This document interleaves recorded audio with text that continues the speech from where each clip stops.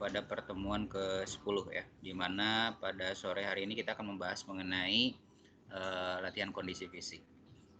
Untuk seluruh mahasiswa diharapkan untuk on cam ya.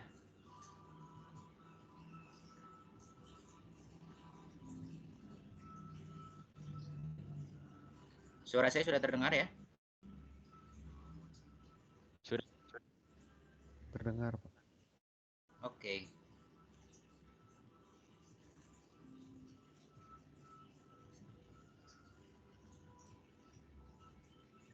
Oke.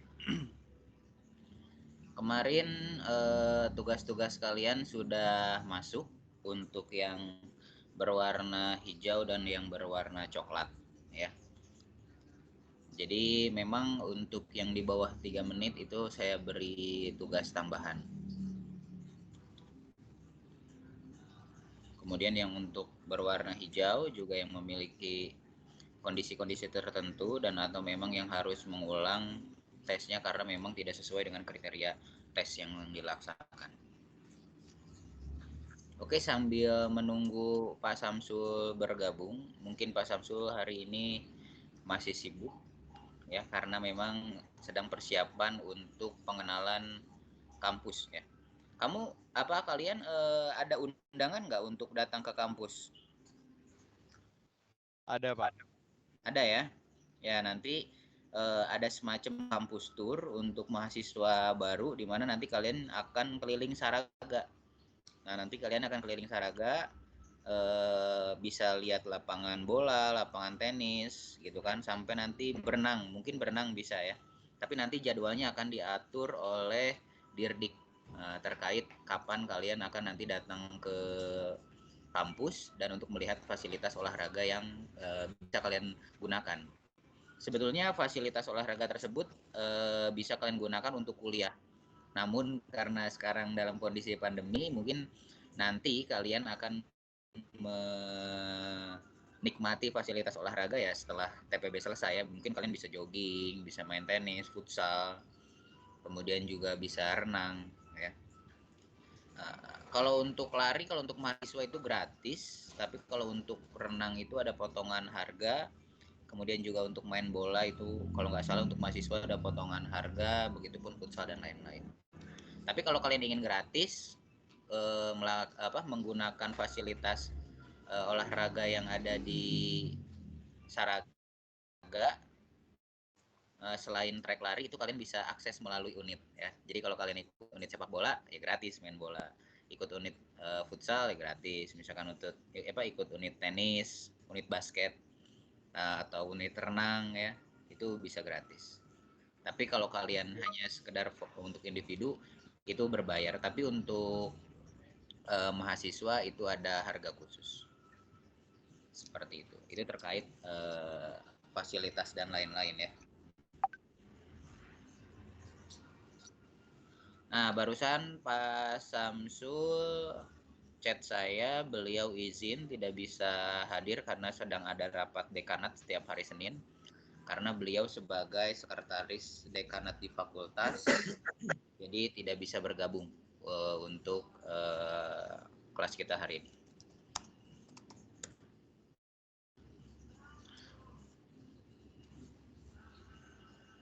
Nah, untuk hari ini itu materinya banyak sekali ya. Materinya untuk kondisi fisik itu ada 5 part ya, dimana membahas tentang fleksibilitas, warming up cooling down, kemudian kekuatan dan daya tahan otot, kemudian daya tahan kardiovaskular, dan yang terakhir itu koordinasi dan kelincahan.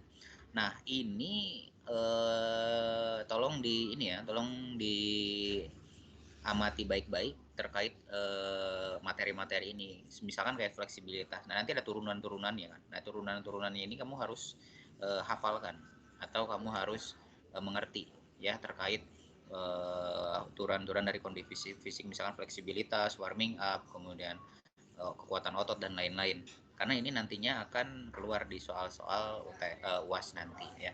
Mungkin kalau untuk kalian menghafal gampang ya, tapi jadi kalian juga harus mengerti. Dan nanti kalau nggak salah soalnya juga ada yang ngitung ya, kalau nggak salah ada yang ngitung. Nah seperti itu. Jadi ini banyak. Nah, saya mungkin hanya akan sedikit saja sih menjelaskan atau merefresh mengenai materi-materi hari ini. Nah, sebelum masuk ke situ, saya harapkan lagi yang di bawah 3 menit gitu ya, untuk UAS nanti itu udah nggak akan ada tugas tambahan nih. Kan kalau UTS ini kalau di bawah 3 menit udah nggak masih ada toleransi ya dengan tugas tambahan. Nah, saya harapkan nanti ketika UAS tingkatkan lagi ya, minimal 3 menit.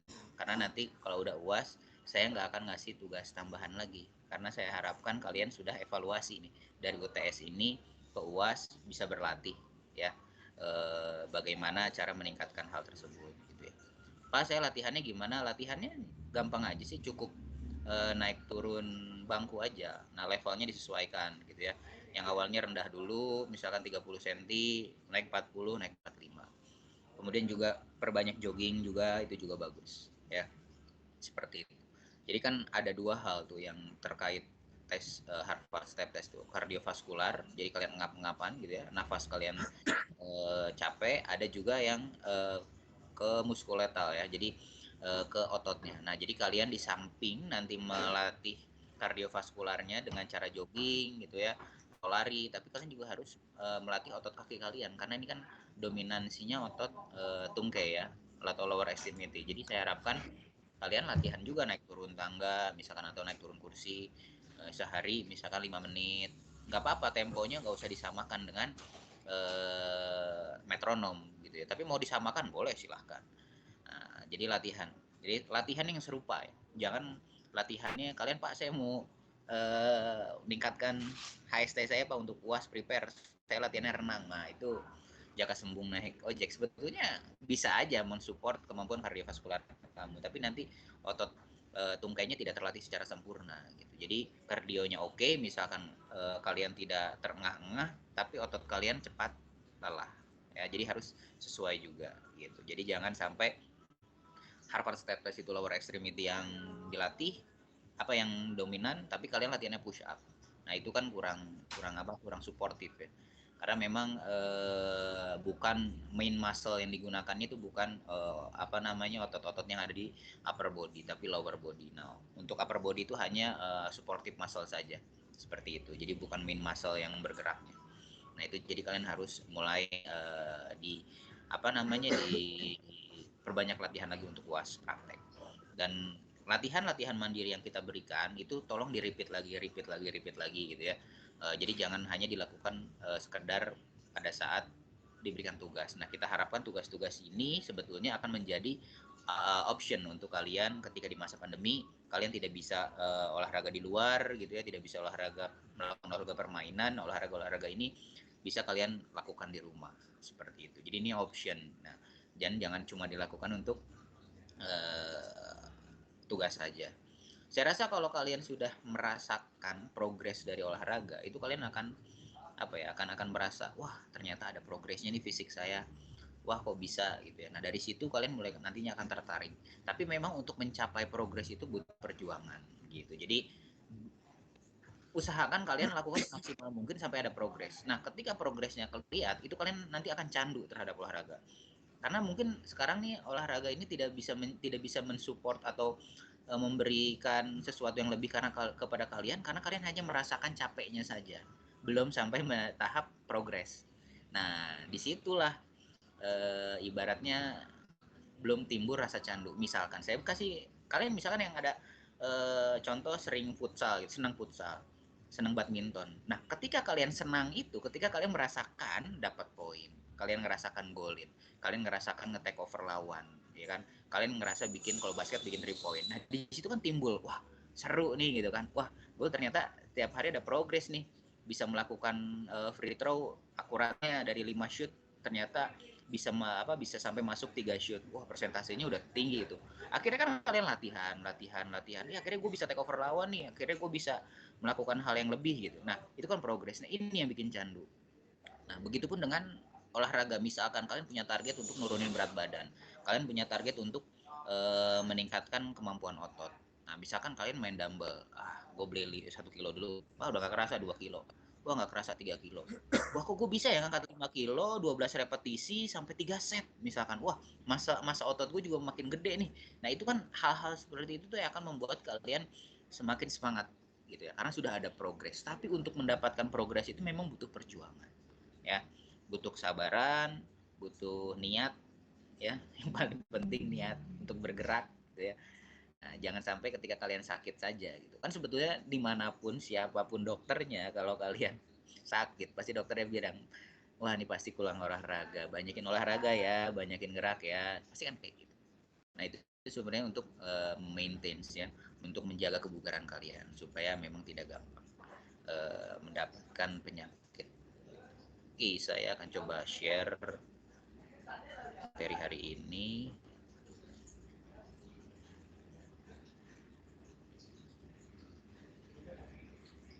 Saya share screen aja lah ya.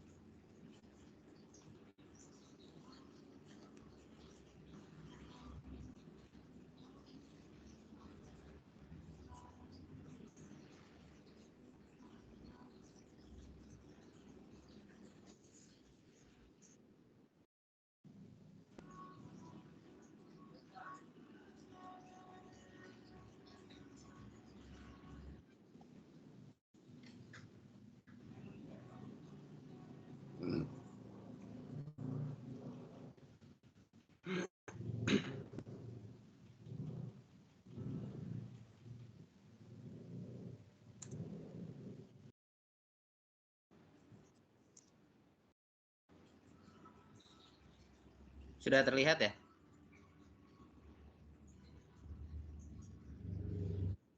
Sudah, Pak. Sudah, Pak. Sudah, Pak. Oke. Jadi nah di sini tuh ada beberapa hal yang harus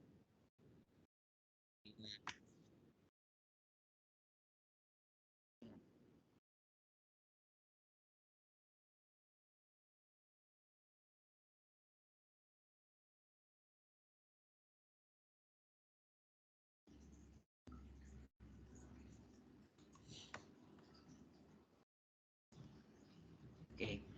Ya di sini kalau kalian lihat di kondisi fisik itu akan ada fleksibilitas, kekuatan, keseimbangan, daya tahan, koordinasi, kecepatan dan kelincahan. Nah dari ini adalah materi-materi atau kondisi fisik yang harus kalian tingkatkan di dalam latihan berolahraga ya.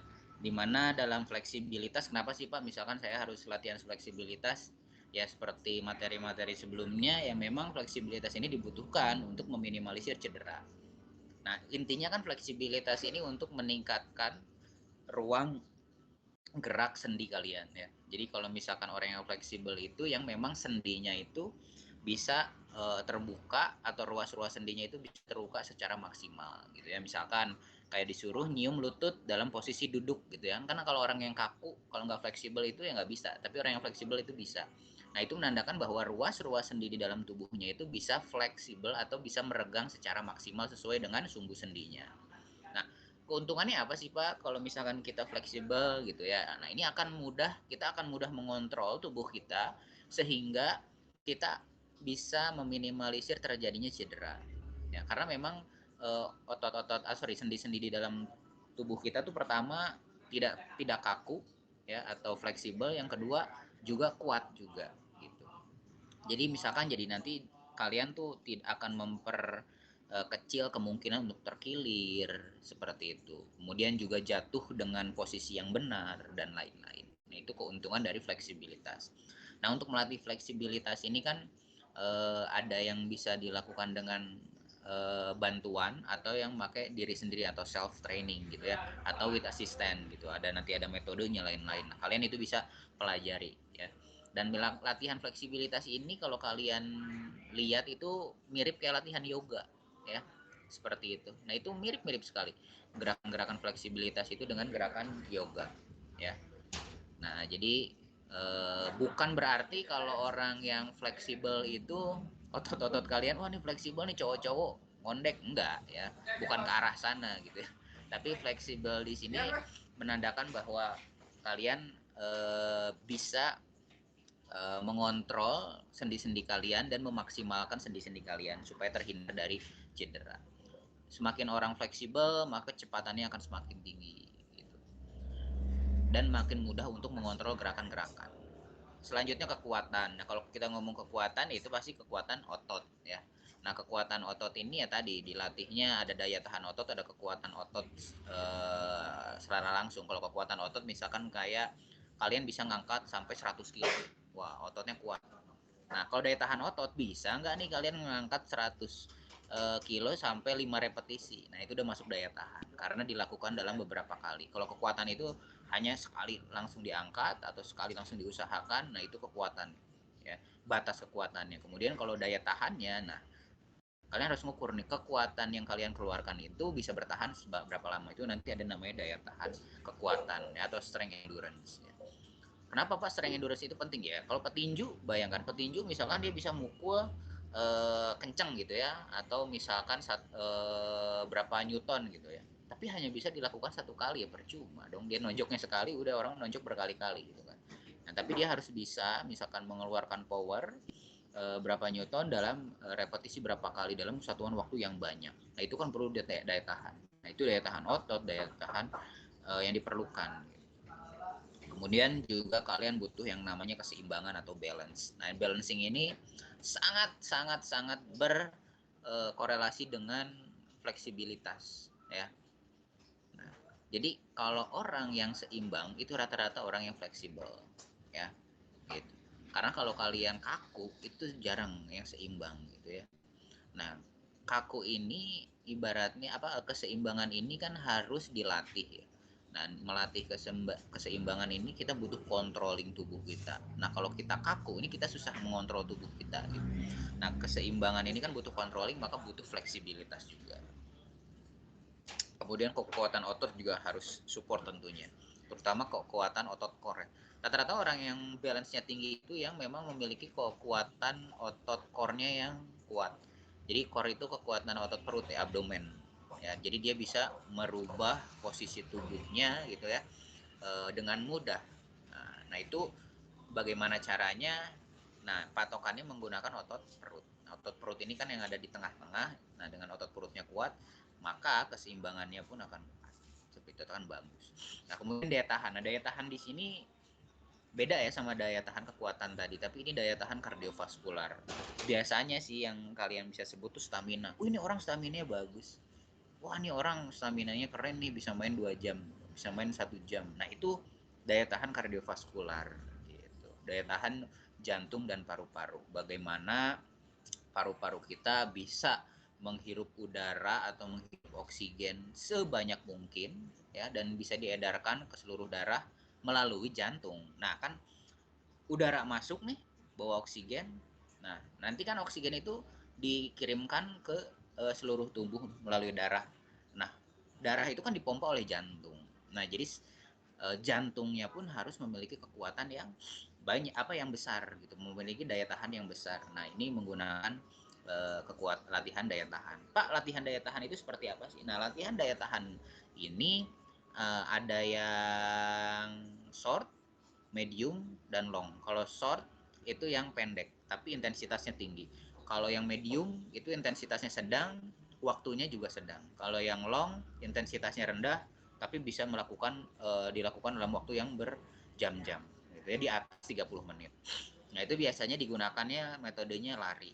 Kalau untuk mengatih daya tahan kardiovaskular seperti itu. Nah, kemudian ini koordinasi kecepatan dan kelincahan ini menjadi satu ya. Karena kecepatan dan kelincahan itu butuh koordinasi ya. Jadi kalau kecepatan itu apa sih Pak? Koordinasi dulu deh Pak. Apa sih koordinasi itu? Koordinasi itu kemampuan seseorang untuk bisa mengontrol beberapa indera dalam tubuh kita secara bersamaan. Jadi kalau koordinasi itu ada mata, tangan, kaki misalkan, atau telinga, tangan, kaki. Jadi ada stimulus, ya stimulus itu berupa visual dan audio, kemudian nanti dikorelasikan atau diteruskan ke gerakan fisik kita. Nah itu namanya koordinasi. Kayak misalkan kalian ingin menangkap, nah itu koordinasi mata sama tangan gitu. Kalau misalkan kalian sprint 100 meter kan itu aba-abanya make tembakan, nah berarti koordinasi telinga ke kaki gitu, reaksinya secepat mungkin. Nah kalau kecepatan apa?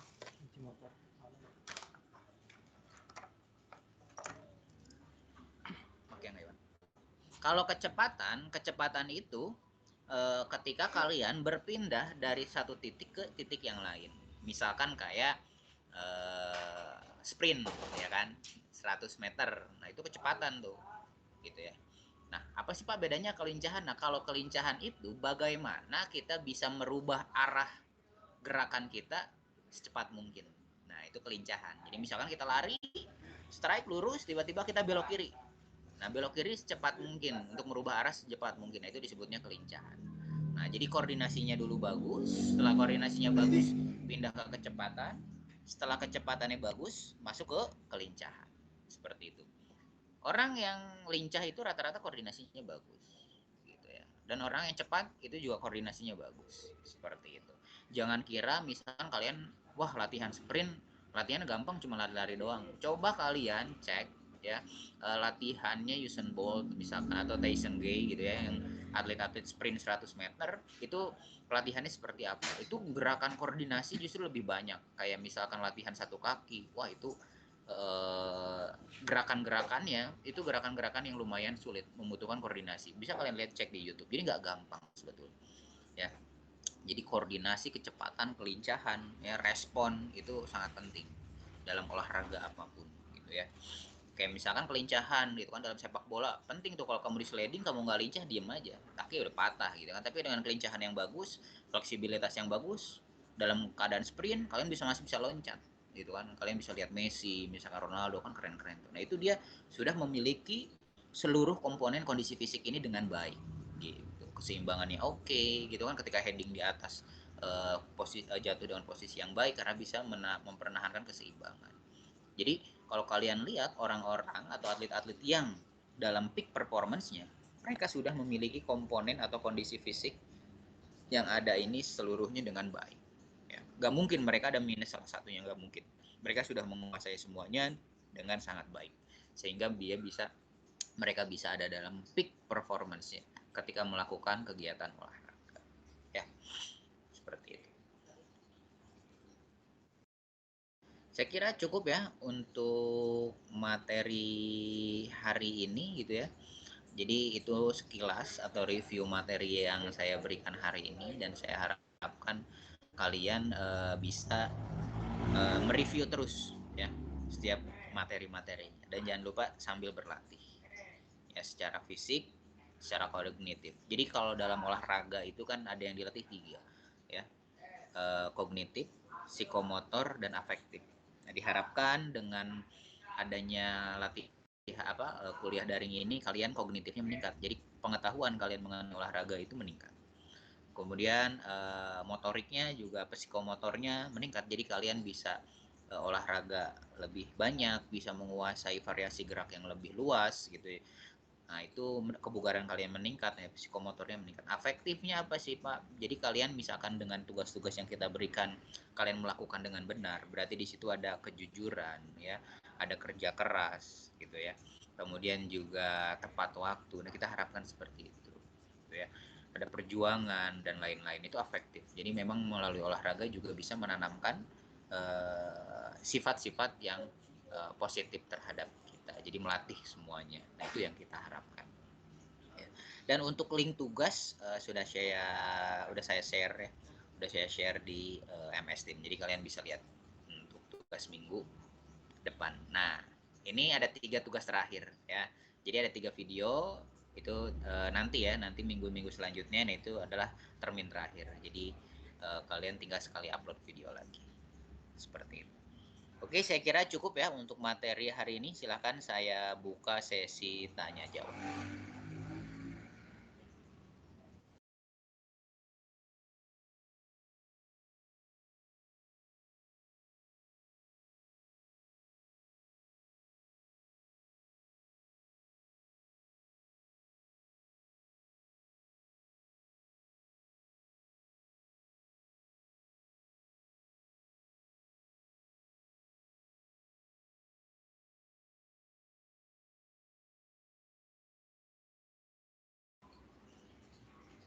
Tidak ada yang ingin ditanyakan terkait tugas ataupun terkait materi hari ini? Cukup?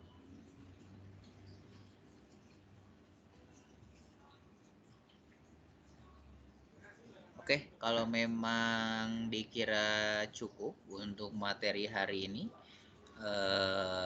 kita cukupkan saja ya. Dan jangan lupa untuk terus mengkaji lagi atau membuka-buka dan memahami materi-materi yang sudah diberikan. Oke, terima kasih. Jika memang tidak ada pertanyaan, saya tutup. Jangan lupa tetap berolahraga dan tetap berlatih agar mendapatkan hasil yang maksimal. Terima kasih. Assalamualaikum warahmatullahi wabarakatuh. Waalaikumsalam warahmatullahi wabarakatuh.